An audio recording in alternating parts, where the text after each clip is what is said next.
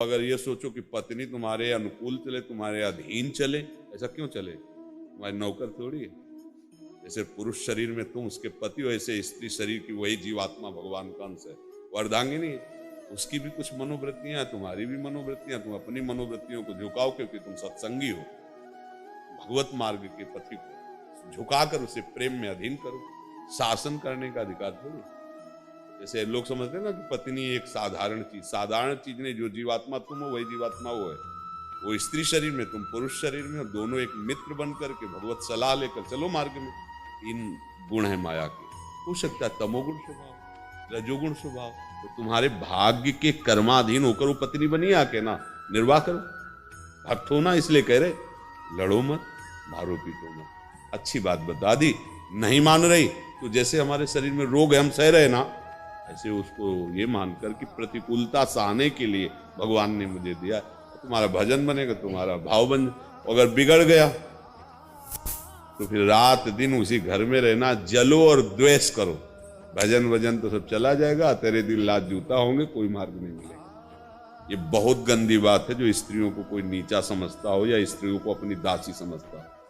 ऐसा नहीं समझना चाहिए। दोनों एक मित्र हैं, दोनों इस संसार मार्ग की गाड़ी जो चलती है ना, उसके पहिए दोनों के बराबर होते हैं। अगर एक भी छोटा उसमें लगा दो तो गाड़ी पलट जाएगी। ये जो लोग समझते हैं ना कि मैं पुरुष हूं तो बहुत बड़ी चीज हूं, ये स्त्री है तो एकदम छोटी बात है, ऐसी बिल्कुल गलत है। तुम्हारा जैसा जीवन है वैसे ही उसका भी जीवन है।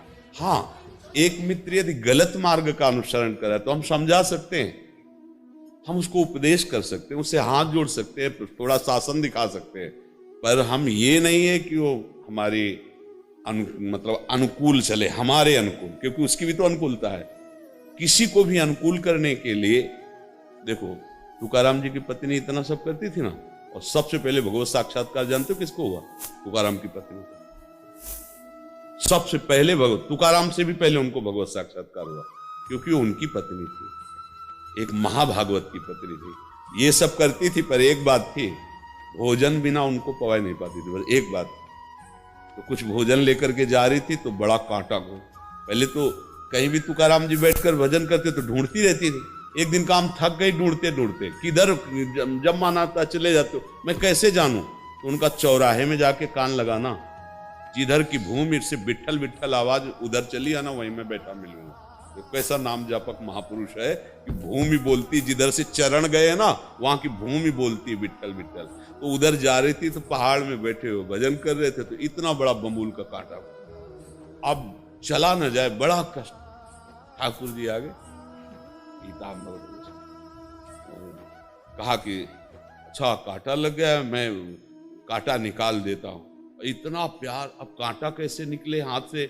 ठाकुर जी तो निकाल सकते थे, लेकिन महिमा दिखाने के लिए कि मेरे भक्त का थोड़ा भी कोई संबंध स्वीकार करके आदर करता है, तो मैं दांत से, ठाकुर जी ने कांटा निकाला दांत से, और अपने पीतांबर की पट्टी हल्के ऐसे। जब वो गई लंगड़ाती तो तुकाराम जी का, आज तुकाराम जी जो दर्शन कर रहे थे, महाभागवत के दर्शन कर रहे थे।